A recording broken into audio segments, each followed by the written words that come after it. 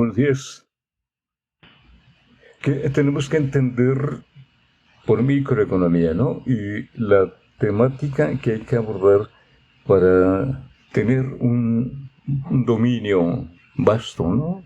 De la materia de microeconomía. Les comentaba, ¿no? Que estas microeconomía, macroeconomía y política económica se ven en varios semestres, ¿no? En la carrera de economía. Pero aquí tenemos que verlo en forma muy abuelo de pájaro, ¿no? Sin dejar fuera la sustancia misma de los temas, ¿no? De lo que trata cada una de estas partes, por decirlo así, de la economía, vista como disciplina en conjunto. Porque tenemos microeconomía, porque tenemos macroeconomía. ¿Por qué dos, no? En economía política no tenemos dos economías, tenemos una sola, ¿no? Porque ahí se considera la economía como una disciplina social, una disciplina social, no como una técnica, pues. Cuando se asume como una simple técnica, llegamos a que hay algo que llaman neoclásica, y en ese caso se le resta el carácter social e histórico a la economía, y se deja solo el sustrato técnico o tecnocrático, ¿no? Porque así conviene al interés que busca la neoclásica, ¿no? Decir al capitalista cómo tiene que comportarse en el mercado para tener mejores resultados en sus expectativas de utilidad, ¿no? O sea, pareciera que decirlo así es demasiado simple, ¿no? A ver, te quiero decir cómo le vas a hacer para que obtengas lo que tanto anhelas, que es utilidades, ¿no? Como si tuviera que decirle cómo tienes que martillar un clavo para hacerlo en menos tiempo y obtener la máxima eficiencia y eficacia en el trabajo, ¿no? Pero es más o menos así. Es decir, si le restamos precisamente la parte social a la economía, en eso se convierte. Y luego ya vienen los debates entre ellos. ¿Es un arte, es una ciencia o es una técnica? Y alguien levanta la mano. Yo digo que es un arte. Y otro levanta la mano. Yo digo que es una técnica. Y cuando acaba el debate ya nadie se acuerda de la economía, ¿no?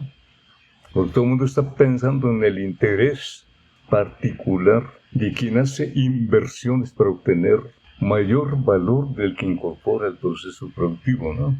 Entonces, con esta expectativa de resultados, por supuesto que la economía deja de ser tal, ¿no? En su concepto original. En su concepto original es abarcar el conjunto, la totalidad de la economía y la totalidad en su historia, ¿no? Aunque a Francisco Kernay quizá la historia no le estaba interesando absolutamente nada, ni tampoco a Turgot. Finalmente los conceptos que desarrollan, destacan y que sirven de puntal de la economía política después de ellos, ¿no? Pues lo que demuestra es de que no hay otros, porque están hablando aquí de la producción, ¿no? Y aunque están pensando en otra cosa, están hablando de algo que es la sustancia misma de la vida humana, ¿no? O sea, de la sociedad. ¿Por qué se produce? ¿Cuáles son los factores de la producción? O sea, ¿con qué se produce, no? ¿Y para qué se produce, ¿no? ¿Y cómo es que este quehacer de producir se convierte en una regla de vida, ¿no? O sea, algo que no puede no ser, ¿no? Y como en esta misma condición del ser humano como sociedad va conduciendo, pues, a tener que encontrar más explicaciones. Aquí la inquietud para estos autores, que en su origen no eran autores, no estaban haciendo ciencia, no estaban haciendo algo que surgiera de su inquietud personal de decir, voy a hacer ciencia, ¿no?, económica, sino que estaban diciendo, voy a hacer un trabajo que me encargó el rey, ¿no? Y el que debe hacer este trabajo que les encargó el rey, ni más ni menos que el rey, pues se ponen a pensar, ¿no? Y en esto resulta lo que luego se conoció como la tabla económica, eso que sirvió después de base para hacer la matriz de insumo producto, ¿no? Y de ahí, los que quizás sí tuvieron esa inquietud por hacer ciencia, o sea, por sistematizar esto que ocurre ahí en el seno de la sociedad, que es la producción, y consumo, pues eso ya es otra cosa, ¿no? Ahí ya podemos decir que nace probablemente la ciencia económica, ¿no? Y se le conoció como economía política precisamente porque está puesta en la sociedad, ¿no? No es un título así nada más porque hay que darle título a la disciplina, ¿no? Sino que el título mismo recoge el sentido social de lo que hace la economía, de lo que significa, lo que está en su sustancia, lo que es su esencia, ¿no? La producción no es alguien que se le ocurre a alguien en especial, se nos ocurre absolutamente a cada uno de los seres humanos que estamos puestos en la sociedad. Pero nos tienen acostumbrados en que unos somos subordinados y que solo consumimos, y otros son los subordinadores que se dedican a producir. Y eso es lo que hace difícil comprender el sentido de la economía, ¿no? Ahí están los patrones que son los que hacen la producción y acá están los consumidores que se la consumen. Y ahí están los patrones que emplean o nos emplean a los subordinados para que hagamos lo que ellos tienen la iniciativa de hacer, que es producir. Porque están pensando en la sociedad. Pues ni están pensando en la sociedad, ni tampoco somos sus subordinados, ni son los únicos responsables de la producción, ¿no? Todos los seres humanos diariamente estamos haciendo la producción y el consumo. Esa es la sustancia de la economía. Y es la sustancia sobre la que se instalan precisamente Turgot y Quesnay. Que haya resultado otra cosa después, pues ya fue consecuencia del análisis de cómo es que la humanidad vive, ¿no? Cómo existe. Pero buscan la economía precisamente en toda esta inquietud de producir para consumir. Lo estaban haciendo Turgot y Quesnay porque tuvieran esta inquietud. Pues no, el rey les encargó que hicieran un trabajo. Y lo quiero para X y a la hora X, ¿no? Y estaban haciendo un trabajo técnico, ¿no? ¿Quién se embolsa el excedente económico para cobrarle impuestos? Y ahí viene Turgot y Quesnay. Ya encontramos. Le dicen al rey, aquí está. Estos que nunca pagaron impuestos y que son los que se embolsan precisamente la mayor parte del excedente económico. ¿Y la otra parte qué? Pues es apenas lo que alcanza para vivir a los que sí trabajan, ¿no? Y son los que han venido pagando impuestos, y esos son los que han venido pagando impuestos, los que apenas les alcanza para comer. Quizá el rey les dijo, oye, pues no, hay que llamar a estos para cobrarle, ¿no? Impuestos, que paguen. Los llama, les informa que ha descubierto a través de análisis rigurosos del comportamiento de la economía y descubrió que quienes se embolsan todo el excedente son ellos, esta nobleza terrateniente, y les invita cordialmente a pagar una X cantidad de impuestos, ¿no? Y brincan todos, pero enfurecidos, pero ¿cómo? ¿Desde cuándo tenemos que pagar impuestos, no? Pues desde ahora, porque ya se acabó el recurso, ¿no? Para que vivamos así de rozagantes y colorados todos. No discuten más, se voltean y se van, ¿no? Y al rato viene el estallido de la revolución. Se junta aquí, por supuesto, la inquietud de la gente que sí paga, que ya no le queda ni para comer, con esta explosión de la nobleza terrateniente. Y el rey se viene a pique, ¿no?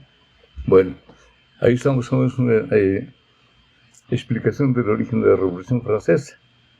Todo tiene un trasfondo enorme, ¿no? Pero bueno, esto puede servir como ilustración para un tanto comparar con lo que ocurre en nuestros tiempos, ¿no? Allá teníamos una nobleza terrateniente, acá tenemos una nobleza industrializada, ¿no? Pero finalmente son también esa, le dicen así, nobleza, ¿no? Es la aristocracia, que tampoco les queda, pues, decirse aristócratas. Estas son ideas de Platón, ¿no? Pero se refería a otra cosa. No es que fueran lo supremo, ¿no? Era simplemente una casta, ¿no? Un segmento de la población que se apropia pues de la riqueza social y que pretende estar en lo más alto, ¿no? O sea, y esto de Aristóteles es lo más alto.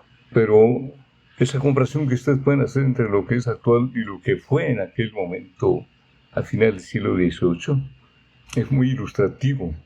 Como para decir, siempre ocurrió, ¿no? Siempre ha ocurrido que resulta que las clases privilegiadas pretenden vivir montados encima del que no tiene nada para vivir, ¿no? Que si les piden que colaboren para el bienestar de todos, de toda la sociedad, inmediatamente estallan, ¿no? ¿Qué traerán en la cabeza estas personas, no? No lo podemos entender. ¿Quién sabe qué traen en la cabeza? Pero esto como antecedente para que la disciplina económica como ciencia tiene que involucrar aquí al proceso social de conjunto, ¿no? Toda la sociedad, no esa casta aristocrática. Y lo que pretende la neoclásica es precisamente hacer economía para esa casta aristocrática, pensando en esa casta aristocrática y considerando al resto de la sociedad como un factor de la producción, como un insumo de la producción a cargo de esa aristocracia, ¿no?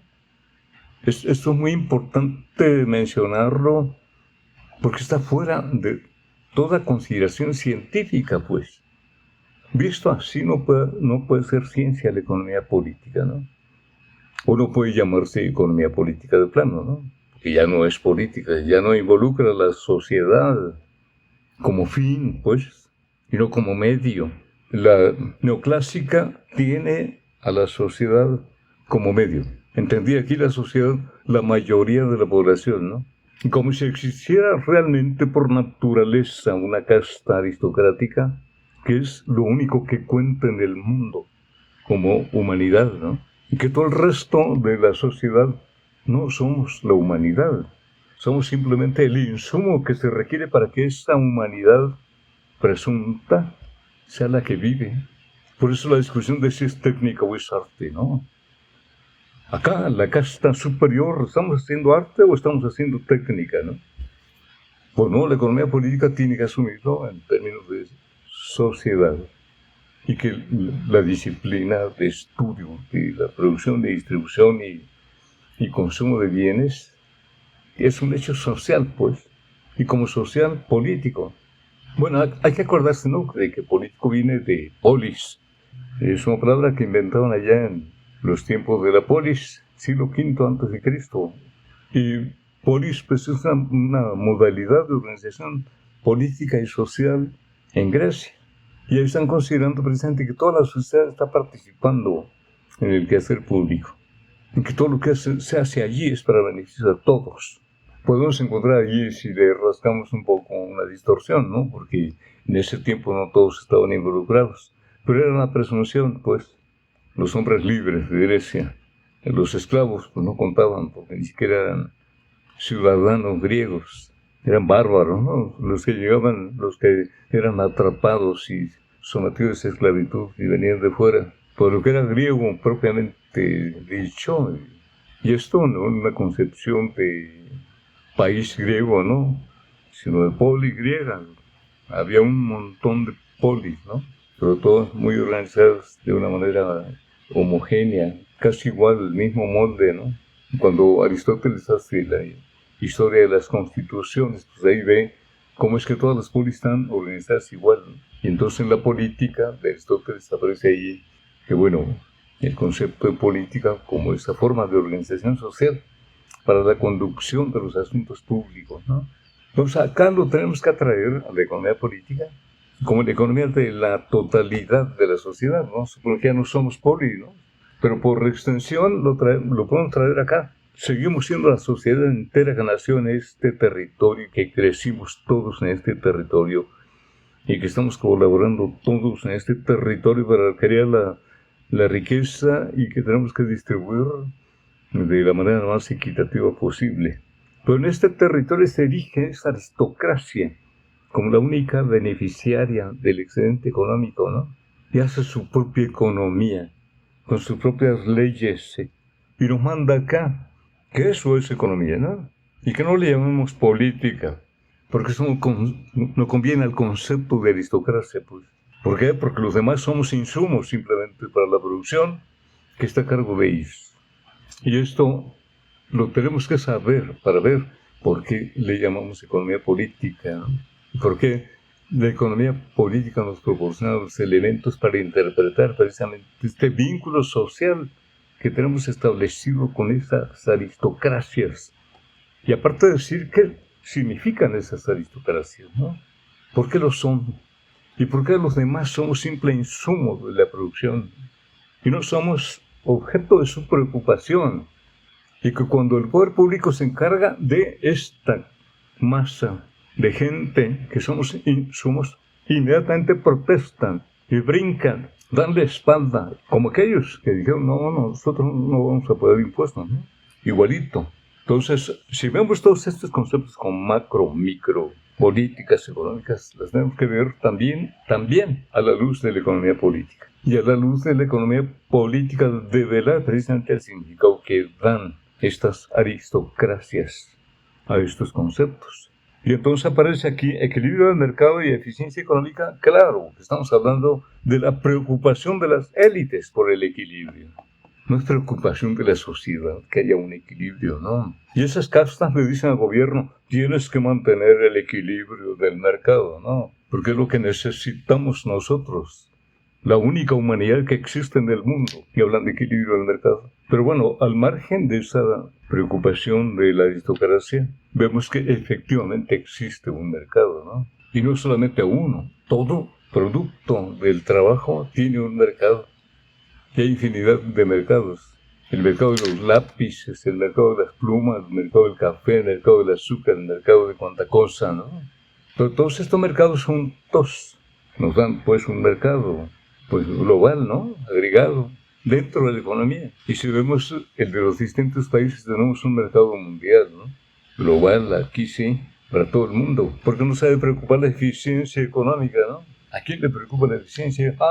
A mí que invertí dinero y soy hombre de negocios y quiero obtener excedentes, ¿no? Eso dice el aristócrata. Eso quien da los empleos y produce para que todos consuman. Estoy ejerciendo una actividad de corte social para beneficio de la humanidad, ¿no? Pero en realidad está buscando su beneficio individual, personal. Y por extensión lo que resulte. Si con esto la gente come, pues qué bueno. Pero si no, qué pena, ¿no? O sea, lo primordial es precisamente la preservación de la vida humana. Y la humanidad solamente son ellos, ¿no? Los humanos somos la humanidad. Entonces hablar de equilibrio del mercado no es una preocupación de estos individuos. Tiene que ser preocupación del gobierno. A él le han achacado precisamente esta responsabilidad. Si te pusimos allí para que nos equilibres el mercado. ¿Cómo lo hago? Controlando la inflación. Y bueno, ¿cómo le hago? Con políticas económicas para controlar la inflación. Como que correr a todos tus burócratas para que no tengas que gastar, porque inyectas recursos al mercado y con eso aumentas la demanda y con eso los precios. Bueno, eso que demanda la gente no es lo que ustedes venden. Sí, pero te vamos a decir hasta qué punto, ¿no? Hasta dónde es conveniente que tú gastes. Lo único que queremos de ti es que nos cuides la propiedad y nos garantices con tu Estado de Derecho de que no vamos a sufrir sobresalto, ¿no? Acá en el mercado. Y queremos que mantenga la inflación en 3%, porque no queremos que subas los salarios. Porque necesitamos hacer negocios. Entonces ahí tiene el gobierno frenando la inflación a que sean solo 3% para que el salario no suba a partir del 1 de enero. Allí ya están manipulando al gobierno para sus fines individuales, personales, de casta aristocrática. Y la sociedad que son insumos. Si queremos que nos suban sus salarios, quiere decir que tienen que seguir comiendo lo mismo, sin posibilidad de ahorro. ¿Cuándo van a poder ahorrar? Si le están pagando un cuarto de lo que debieran pagarles por su trabajo.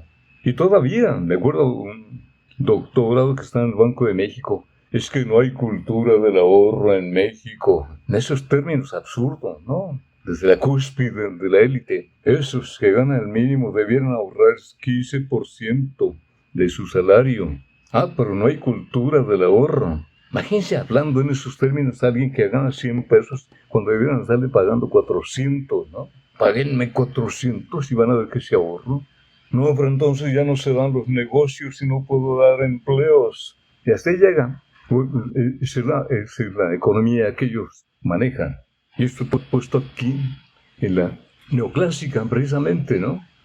Toda la neoclásica está impregnada de este espíritu, ¿no? ¿Qué les importa a la sociedad?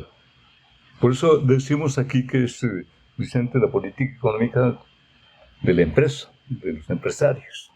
No es política de la sociedad. Entonces no es política económica propiamente dicha. Bueno, dicho todo esto, entramos al equilibrio del mercado y estamos diciendo que a quien le preocupa el equilibrio del mercado no es a cada uno de estos individuos de la élite, ¿no? Ellos están pensando en su negocio. Yo invertí X cantidad en fuerza de trabajo, maquinaria, equipo, materias primas y luz eléctrica, teléfonos y todo lo demás, para con un estándar de productividad en el proceso productivo obtener un producto que valga X, tal que reponga la inversión en todos estos elementos del proceso productivo y un excedente. Si no hay excedente, yo no vuelvo a repetir este ciclo, ¿no? No más proceso, lo intentaré 2 veces. Si a la segunda no me resulta, abandono este y emprendo otro giro de negocio, ¿no? Tiene que haber excedente. Y quiero además que se venda, ¿no? Para eso le exijo al gobierno que me garantice equilibrio del mercado. Porque yo hice una perspectiva de negocios con una tasa de inflación X y una expectativa de inflación de todo el año 3%. No me la muevas de allí, porque si no, no me resulta mi perspectiva de negocio, ¿no? ¿Qué tal si a mitad de año me cambias la inflación por tu descuido del equilibrio del mercado? Tiene que estar pendiente de que no suba la inflación arriba de 3. Entonces cierro, me llevo los empleos a otro lado, ¿no? Así la viven, amenazando, ¿no? Entonces el gobierno es a quien le interesa o le preocupa precisamente el equilibrio del mercado. Y le preocupa no porque esté perjudicando o beneficiando a la sociedad, sino porque preocupa a esta casta de individuos de la aristocracia. Que si no les cumple, lo echan para abajo y ponen a otro que sí cumpla, ¿no? Sus expectativas. No las de la sociedad, sino las de ellos. Es como un gerente ahí, ¿no? Y el mercado es ese ámbito en donde ellos realizan sus negocios, ¿no? Y cumplen sus expectativas. Todos dicen, no hay mercado al interior porque necesitamos pagar poco a los trabajadores, ¿no? Entonces, gobierno, a ver, tienes que hacer algo para que tengamos un mercado externo donde obtener estas utilidades que estamos esperando, ¿no? Y el gobierno se atreve a decirles, págale más a los trabajadores. ¿Pero de qué estás hablando? Te has vuelto comunista. Tienes la obligación de buscarnos mercado en el exterior. Si es preciso vender la soberanía, venderla, pero nos tienes que buscar en el exterior el mercado que necesitamos para nuestros negocios, ¿no? Si quieres permanecer en el cargo, tienes que hacer eso. Bueno, pues que el pueblo me eligió. Entonces te has vuelto comunista, ¿no? En fin, esas cosas están en la atmósfera, ¿no? Entonces, equilibrio del mercado hay que entenderlo en esos términos, ¿no? Como que es algo que exige la élite del poder económico. No es una exigencia de la sociedad. La sociedad, si es que busca equilibrio de un mercado, es que le paguen por su fuerza de trabajo lo que deben de pagarle. Y ese equilibrio no le interesa a la élite. Es lo que menos le interesa. También el mercado de trabajo es un mercado, ¿no? Y también tiene que estar equilibrado. Para ello significa equilibrio mantenerlo a raya en un nivel tal que como insumo garantice que efectivamente va a crear un producto cuyo valor supera con mucho precisamente a la inversión en todos los componentes del proceso productivo, ¿no? Entonces no importa como mercado, más que como mercado de insumos en todo caso, ¿no? Ese sí le preocupa al dueño del capital, mercado de insumos. Y ahí está la fuerza de trabajo, ¿no? Y ahí están las materias primas, los materiales auxiliares. Ahí sí se tiene que estar preocupando todos los días, ¿no? Ese sí es su preocupación. y también del gobierno. Tiene que garantizar que haya materias primas, ¿no? Entonces al gobierno le toca el equilibrio del mercado de bienes finales y también el mercado. Pero ahí sí, que a título individual cada capitalista da seguimiento precisamente a este mercado, ¿no? Al de insumos. Porque es el que tiene que ver directamente con sus costos de producción, ¿no? Y los costos de producción son de su exclusiva responsabilidad. Busca tener el abastecimiento en primer lugar y lo busca a menor costo posible, ¿no? Así como procura pagar lo menos posible por el trabajo, procura también pagar lo menos posible por la materia prima y hacer que rinda lo óptimo en el proceso productivo, incorporando elementos tecnológicos que permitan obtener más por unidad de capital invertido, más producto, ¿no? Por unidad de capital invertido. Si el estándar es obtener 100 por minuto, por hora, por lo que sea, por día, procura obtener 120, ¿no? ¿Cómo lo va a hacer? Haciendo trabajar más duro al trabajador o incorporando algunos elementos de tecnología administrativa, ¿no? Para que eso sea posible. Los mentados tiempos y movimientos, ¿no? Que nada estorbe el proceso productivo, que todo momento de la presencia del trabajador en la máquina sea un momento productivo, ¿no? Que se asoma para allá para tomar un vaso de agua. Ya tomaste agua, reponme ese tiempo que gastaste en tomar agua, ¿no? Acuérdate que tienes que sacar 120, ¿eh? Tú sabrás si tomas agua o no, ¿no? Entonces, estas cosas sí le preocupan como mercado del capitalista, ¿no? Los insumos. Pero no puede estar pendiente de lo que pasa cuando sale el producto de la fábrica, ¿no? Aún se va a la fábrica y hay otros agentes capitalistas que se van a encargar de vender, ¿no? Y si acaso le importa el mercado es el de su producto, ¿no? No el de todos los productos. Al gobierno le interesa el mercado de todos los productos. Aquí al capitalista individual le interesa el mercado de su propio producto. Ahí sí. Y bueno, esto aquí sin considerar que existen competidores, ¿no? Que ya es otra cosa que veríamos adelantito, ¿no? Pero así visto en una visión primaria del asunto, diríamos esto. Lo que sí es preocupación del capitalista es cuidar el mercado de sus insumos, incluyendo la fuerza de trabajo, y buscar que el gobierno les garantice, así como busca que le garantice la propiedad y el respeto a los contratos, igualito garantizar también el mercado de los insumos, ¿no? Todo lo que facilite el acceso a los insumos. Si acaso se mete el gobierno a producir esos insumos, ellos van a estar muy celosos de este asunto, ¿no? Te dejamos hacer, pero ya que empieza a funcionar, nos tienes que entregar esto, si no, te acusamos de comunista. Te lo dejan entrar a producir baratas, ¿no? O a producir lo que sea indispensable para el proceso productivo. Una vez que ven que ya funciona, ¡hey, te estás volviendo comunista! Devuélvenos eso, ¿no? Ya funciona. Y ahí van por él, sí, el gobierno, bien obediente, dice, sí, patrón, aquí está, ¿no? Llévatelo. Y se lo ofrecen, se lo entregan al señor capitalista aristócrata, ¿no? Ahí interviene el gobierno, ¿no? En el mercado y en la producción, no solamente en la compra y venta de bienes, ¿no? Sino en la producción, para facilitarle al capitalista libre lo que requiere para hacer sus negocios. Porque él es el patrón universal, se ha erigido en patrón universal. Es bueno conocer esto porque a la hora de verlo en el ámbito de la política económica sale a cuento, ¿no? Brota allí. ¿Cómo es la política económica? Cuando se refiere al interés social y cuando se refiere al interés privado, ¿no? Ahí es donde brota esto. Ahora, eficiencia económica. ¿A quién le puede interesar sino a la propia empresa, ¿no? Y casi todos los políticos que han surgido precisamente del ámbito de la empresa privada pretenden hacer desde el Poder Ejecutivo Federal una administración pública como si fuera la administración de una empresa, lo cual es una aberración, ¿no? Y empiezan diciendo que el gobierno no sabe administrar, ¿no? ¿Por qué? Porque no está siendo eficiente. Nunca nos dicen para qué y para quién debe ser eficiente el gobierno, ¿no? ¿Para quién debe ser la eficiencia económica? ¿O a qué se refieren con esta eficiencia, no? En la empresa lo tenemos bien claro. Pero en el gobierno, ¿cómo definimos la eficiencia económica? Es imposible, porque ahí no está el gobierno trabajando como una empresa. Es otro ámbito totalmente opuesto, ¿no?, a lo que pretende el político que llegó allí al Poder Ejecutivo, ¿no? Un ignorante que no sabe que por una parte está la empresa privada, que tiene una dinámica propia de interés privado, de obtener utilidades, ¿no?, pero que no trabaja para la sociedad.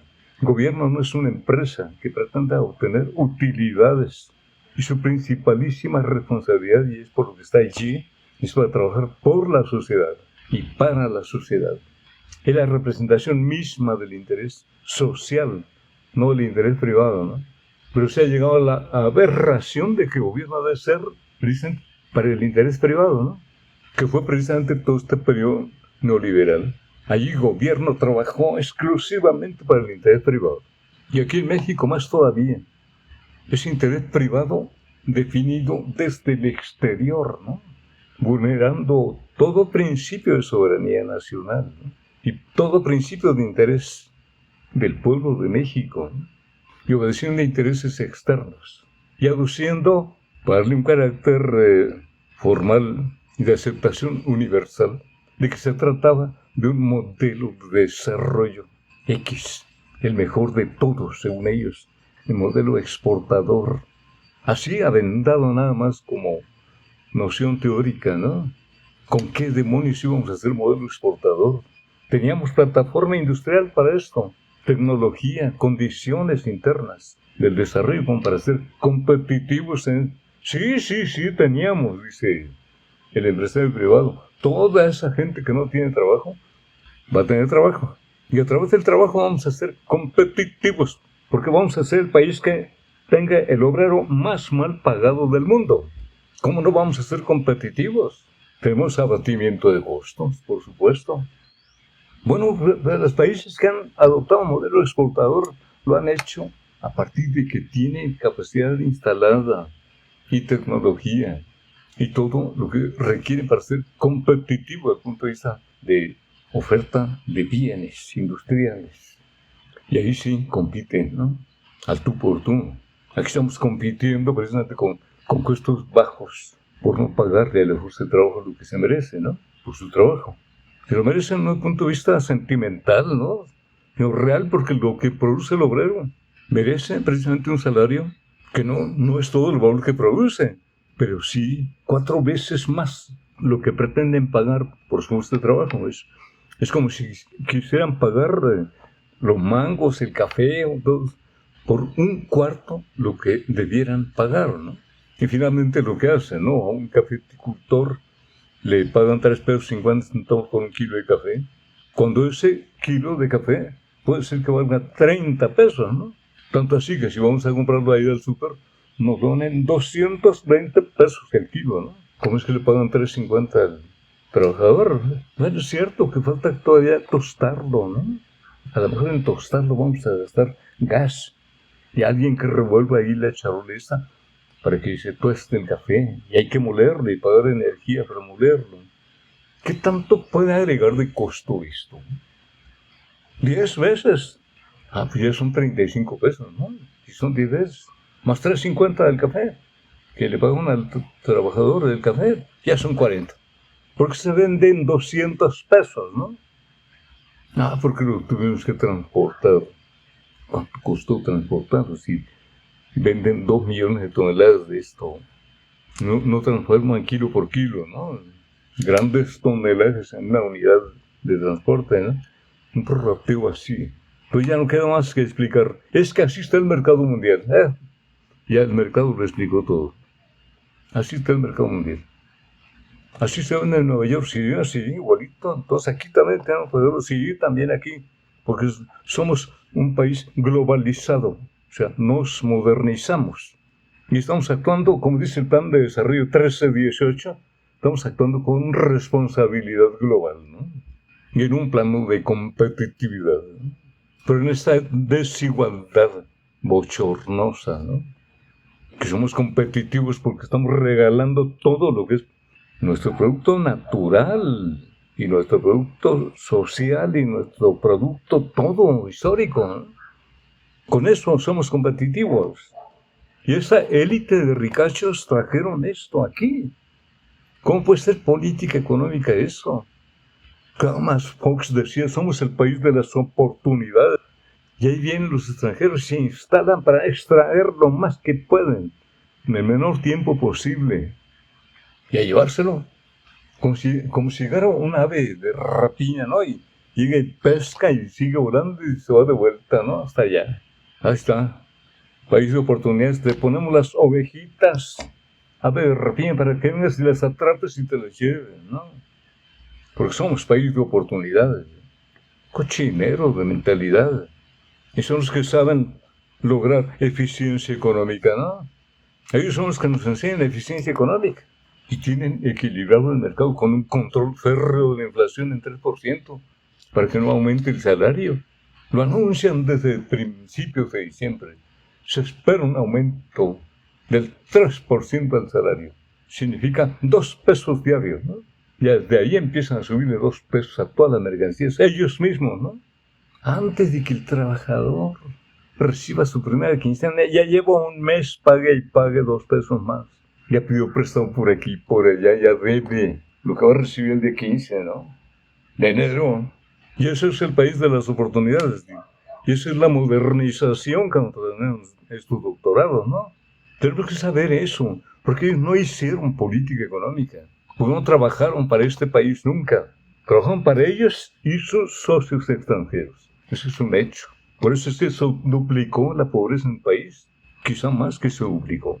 En eso consistió su modernización. Entonces, ¿qué es eficiencia económica? Para un empresario es obtener el máximo de utilidad.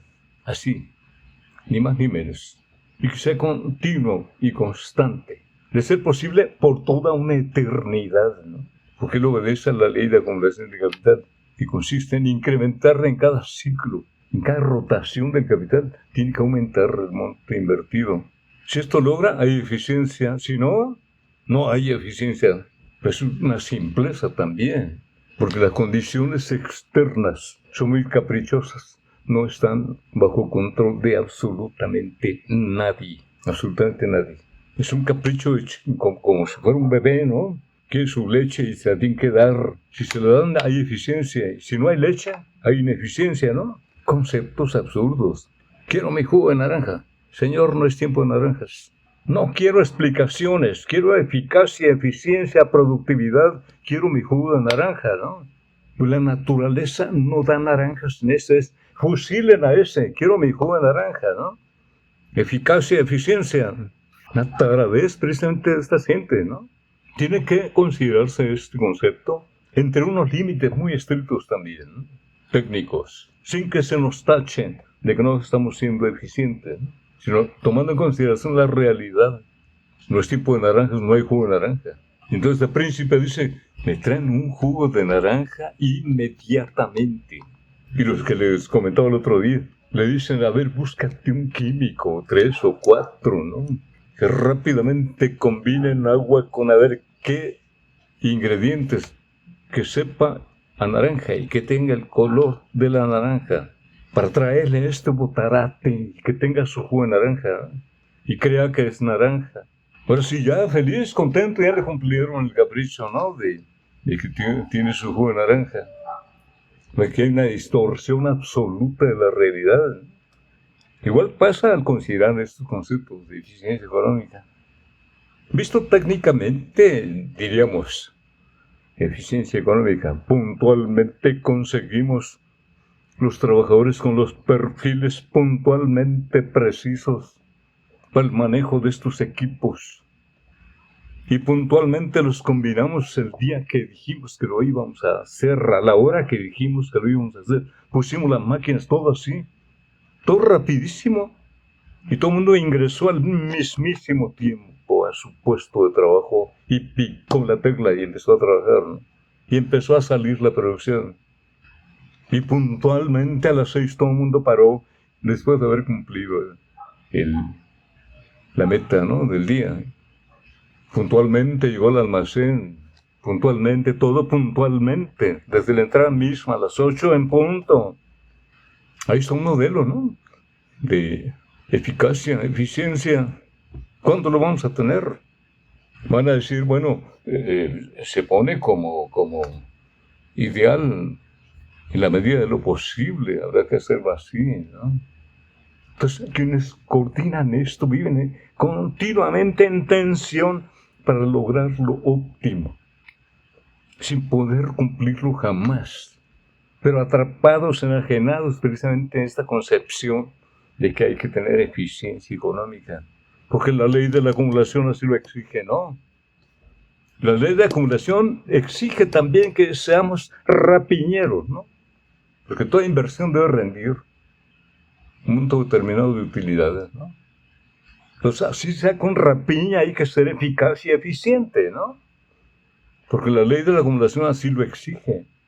Y todo lo demás, ¿qué resulta? ¿Qué importa, no? Pues esos son conceptos que tienen que criticarse, por supuesto, vistos de una perspectiva diferente a la que tiene la tecnocracia, pues. La tecnocracia es muy infantil, pero para su beneficio, ¿no? Para su confort, su comodidad, sin importarles la sociedad. Ese es el problema, ¿no? No es simplemente despotricar contra la tecnocracia, sino lo que está en el trasfondo, y no creer que exista la sociedad, que la única sociedad que existe son ellos, ¿no? Y que todos los demás somos puro insumo. Y en el mejor de los casos ya puro mercado, ¿no? Ahí suena menos feo, pero somos mercado, como insumos, y como medio a través del cual ellos obtienen su confort. Así de simple. En el ciclo del capital en conjunto vimos que hay una inversión de dinero, una cantidad determinada de dinero. Vimos cómo el dinero llega a ser capital, ¿no? Y que para esto tiene que haberse desarrollado el equivalente general hasta convertirse en dinero, como lo conocemos, ¿no? Como signo monetario representativo del valor, que se dice allí en la moneda, ¿no? Una libra. Y es una libra de metal, ¿no? Que tiene un precio por su valor. Las mercancías se cambian por esta libra y tenemos todas las funciones del dinero, como medida de valor, como medio de circulación, como patrón de precios, como medio de compra, medio de pago, como tesoro y luego ya como capital. Con todas estas funciones, compra frutos de trabajo, compra medios de producción, materias primas auxiliares, somete a proceso productivo, de acuerdo con un estándar de productividad, saca un producto y va al mercado, se vende y obtiene un valor superior al que tiene la inversión original, que si no lo obtiene, entonces no se repite el ciclo. Y si se repite, se hace a regañadientes o con mucho entusiasmo, tratando de corregir errores. Y es probable que en esta ocasión sí resulte. Y entonces se vuelve a repetir y a repetir, ¿no? Ese es el proceso en el que se puede ver la eficiencia aquí. Diríamos eficiencia productiva, porque nos da una productividad preconcebida, preestablecida, y etcétera. Y si se realiza en el mercado la venta, pues ya tenemos eficiencia económica, porque tradujimos a dinero aquello que se obtuvo como excedente de producto en el proceso productivo. Como excedente de producto, sí, es decir, ingresó, claro, un conjunto de materiales, componentes del producto, pero visto como valor, esos materiales tienen un valor. Y al final sale un producto diferente del que intervino, o sea, de los ingredientes que intervienen en el proceso productivo, pero tiene un valor superior, y es lo que importa, ¿no? Entonces, ese valor superior es lo que le interesa al capitalista, y su eficiencia la mide de acuerdo con los resultados, ¿no? Entonces, si obtuvo los resultados de tener más valor que al principio, pues claro que aquí tenemos eficiencia. Pero ¿de qué tamaño tiene que ser la eficiencia? Eso no se puede medir. Cada capitalista es un ambicioso que llega al infinito, ¿no? Él quiere ganar todo, de ser posible comerse el universo, ¿no? Entonces no tiene límite la eficiencia. No hay forma de decir hasta aquí llega, ¿no? Y acabamos. No tiene límites. Igual que no tiene límites la acumulación de capital. El capitalista quiere más y más y más y más. Obtuve 100 de ganancia, quiero 200, quiero 300, quiero más. Y siempre está buscando, pues no tiene límites. Entonces, hay que ver la eficiencia económica en estos términos. No de si se obtiene por un procedimiento matemático determinada cifra, sino desde el punto de vista del ser humano que está puesto en el proceso productivo y que tiene una representación en el conglomerado social, ¿no? Bien, aquí también nos habla de los métodos de competencia perfecta e imperfecta. Pues hay que ver que aquí la economía política no ve micro y macroeconomía, ¿no? No tiene ninguna significación esto. Por ninguna parte de la economía política asoma lo micro y lo macro, ¿no? Es una invención de la neoclásica, para referirse a la empresa particular y para referirse al conjunto de la economía, ¿no? Macro, ya estamos hablando de producto nacional, ¿no? Micro, estamos hablando del producto de una empresa. Ya tenemos la clasificación bien definida, ¿no? Micro, la unidad productiva. Macro, el conglomerado de las unidades productivas. ¿Se comportan igual lo macro y lo micro? Pues no. El interés del micro es uno y el interés de lo macro es otro, ¿no? Lo va a manejar un individuo, lo macro, imposible. Lo tiene que manejar la sociedad entera a través de su gobierno, ¿no? Los individuos que tienen las unidades productivas pretenden de que ese gobierno esté a su servicio exclusivo, ¿no? Y buscarán que todo lo que hace sea en función de su interés micro, pero a nivel macro. Y en ese interés está incluido precisamente que este gobierno se encargue de contener salarios. ¿A través de qué? De políticas. La política fiscal, la política monetaria, con los cuales puede contener los salarios a través de la inflación. La inflación es alta, hay una justificación para tener que aumentar salarios. Y es lo que aterroriza al capitalista, ¿no? ¿Cómo que aumentar salarios significa considerar al trabajador como si fuera la sociedad? No es más que un insumo. ¿De qué se trata? Comunismo. Empieza a protestar, ¿no? Entonces gobierno es el que se va a encargar de esta parte macro, ¿no? Y hablamos de Producto Interno Bruto, hablamos de oferta agregada, demanda agregada, valor bruto de la producción, Producto Nacional, ingreso nacional. O sea, el ingreso nacional disponible, ¿no? Ya son precisiones contables de la consideración del producto y su valor, ¿no? Y esta magnitud amplia no la puede manejar el individuo privado, el empresario, ¿no? Tiene que ser el gobierno. Pero se le exige que trabaje como si fuera empresa, y que dé rendimientos, como si fuera empresa. Y esto, pues, tenemos que comprender que el asunto ya no es de una empresa. Los indicadores de medición de la eficiencia económica no se van a poder manejar igual que en la empresa privada, ¿no? ¿Cómo hacerle? Bueno, en la consideración de la competencia perfecta e imperfecta hay que ver que la competencia perfecta nunca ha existido, ¿no? No es más que un molde, un modelo. Este modelo se ve cómo sería la economía si todos tuvieran las mismas oportunidades de acceso al mercado, trabajaran con la misma magnitud de capital, con la misma tecnología, en igual de condiciones de acceso al mercado y a las materias primas, ¿no? Y a la fuerza de trabajo, a todos los insumos, con la misma composición orgánica del capital. O sea, las proporciones en que es capital constante y capital variable, ¿no? O sea, fuerza de trabajo y maquinaria. Entonces todos felices, o sea, despreocupados, no hay quien nos vaya a perturbar, ¿no? Todo lo que se produce se vende. Nada que nos van a quitar la empresa porque están garantizadas la propiedad por ley, ¿no? Y nada que vamos a tener que modificar los contratos que ya tenemos firmados por algún capricho de alguien, ¿no? Están garantizados también los contratos, están firmes. La ley dice que no puede ser retroactiva la aplicación de un criterio X, que debe ser así como está puesto ahí, ¿no? En fin, todo tranquilísimo para cada quien. Pueden ir y venir sin preocupación de que lo vayan a asaltar, nada de eso va a pasar, ¿no? Entonces es un ideal, pues, de la teoría que establece para comparar luego con lo que es la realidad, a sabiendas de que nunca ha existido esto, ¿no?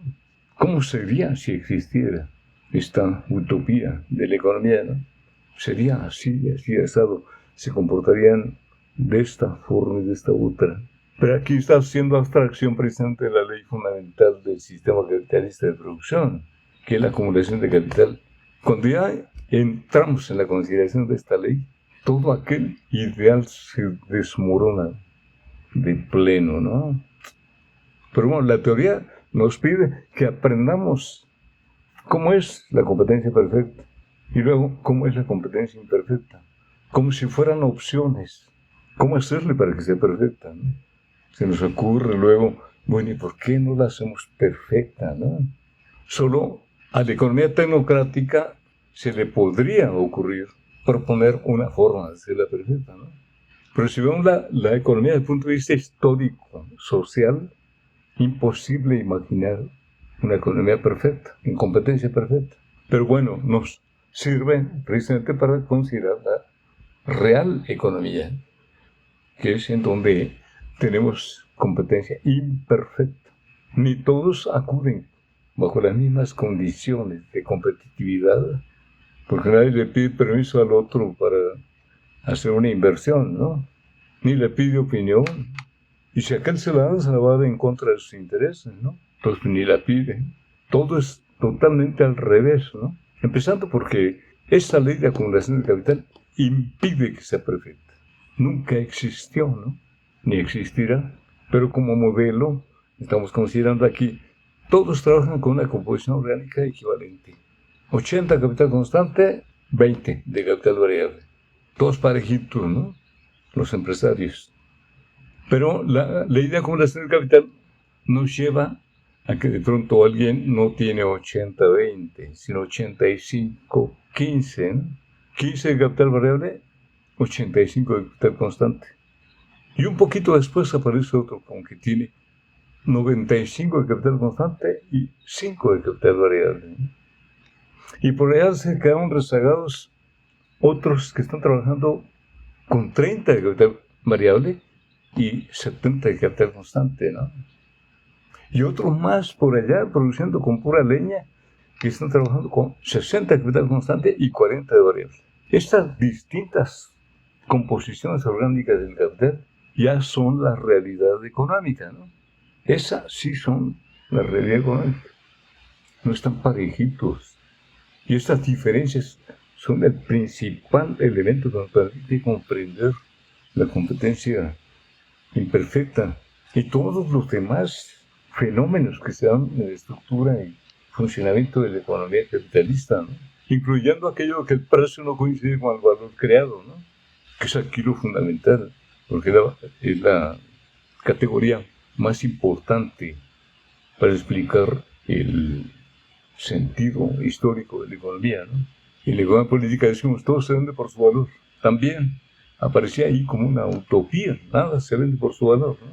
Un supuesto teórico, noceológico, epistemológico, algo necesario al razonamiento, pues, a la reflexión, para poder ordenar las ideas, epistémico, ¿no?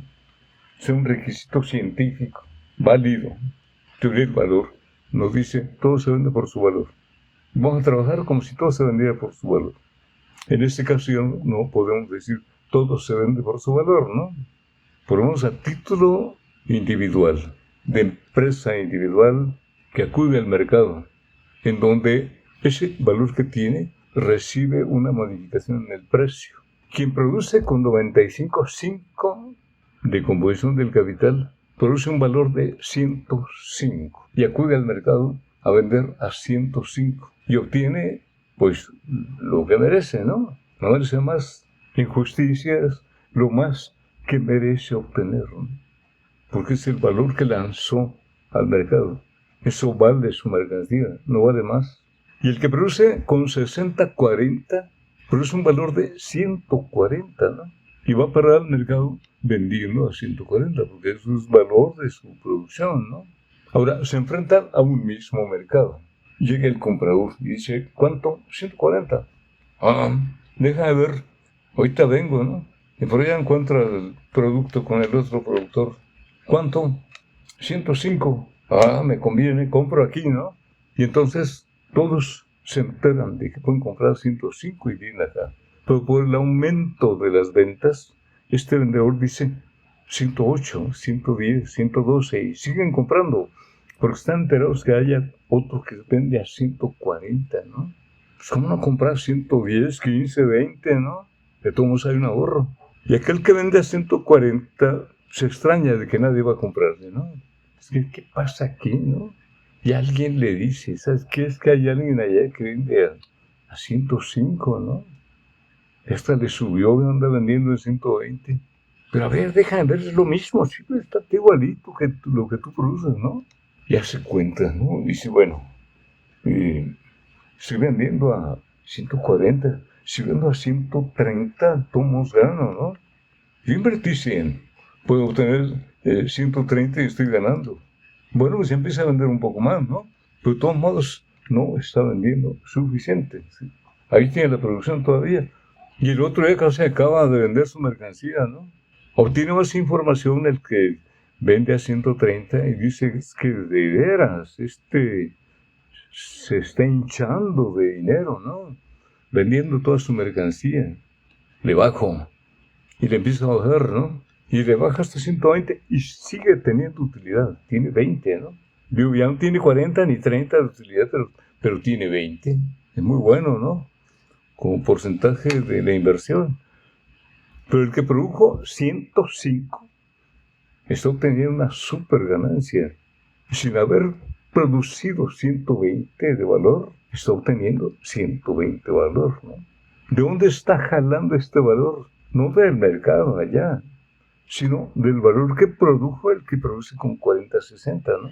Él es el que produjo ese valor y es el que está transfiriendo este valor a quien tiene 95.5. Se establece un precio en 122, por decir algo, ¿no? Y los dos venden a 122 ahora.